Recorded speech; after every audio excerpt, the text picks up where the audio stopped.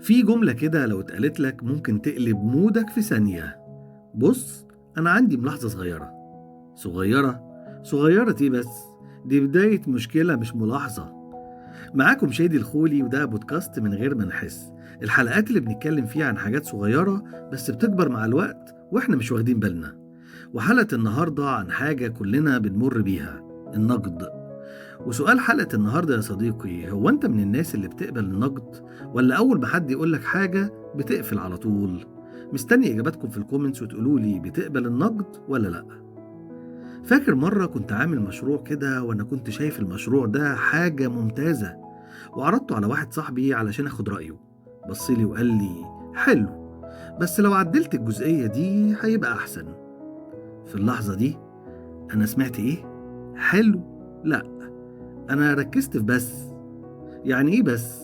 هو مش عاجبه؟ طب أنا تعبت في المشروع ده جامد قوي. وقلبت في دماغي كده من رأي عادي لهجوم شخصي. يعني هو قال ملاحظة وأنا خدت الموضوع كأنه بيقيم حياتي كلها. وده اللي بيحصل معانا كلنا كتير.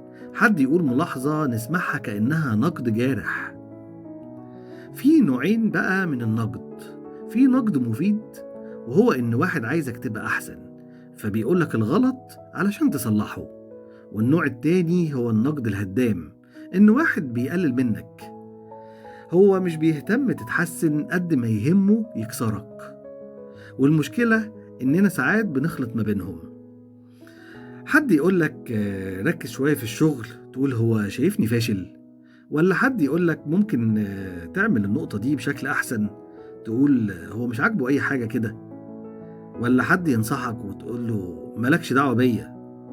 وفي نوع كده لو حد انتقده يقفل كأنه داخل وضع الطيران. بس استنى كده، هو أنا زعلان علشان الطريقة ولا عشان الكلام نفسه؟ فرق كبير. أيوة، فرق كبير.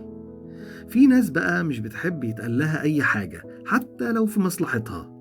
يعني تقول له ممكن تعمل كذا بشكل أحسن، يرد عليك ويقولك أنا حر، اللي هو سيبني أغلط براحتي يعني. بس الحقيقة إن اللي مش بيقبل نقد بيفضل مكانه. طيب، نعمل إيه بقى؟ أقولك: اسمع للآخر، افصل بين الكلام والشخص، خد المفيد وسيب الباقي. مش كل نقد ضدك. يعني لو حد قالك الشغل ده محتاج تعديل، ما تاخدهاش كأنها إنك مش شاطر أو إنه بيعلم عليك. مش كل بس معناها إنك وقعت. النقد الصح مش بيكسرك، بيعدلك. من غير ما تحس ممكن تبقى رافض أي نقد وتفوت على نفسك فرصة إنك تتحسن. وممكن كمان تاخد كل حاجة على صدرك وتتعب على الفاضي. ما تنسوش تجاوبوني على سؤال حلقة النهاردة: هو أنت من الناس اللي بتقبل النقد، ولا أول ما حد يقولك حاجة بتقفل على طول؟ مستني إجاباتكم في الكومنتس. بتقبل النقد ولا لأ؟ كنت معاكم أنا شادي الخولي، ودي كانت حلقة جديدة من بودكاست من غير ما نحس. وخلي بالك، مش كل نقد هجوم، وفي نفس الوقت مش كل نقد مفيد. استنوني الحلقة اللي جاية. مع السلامة.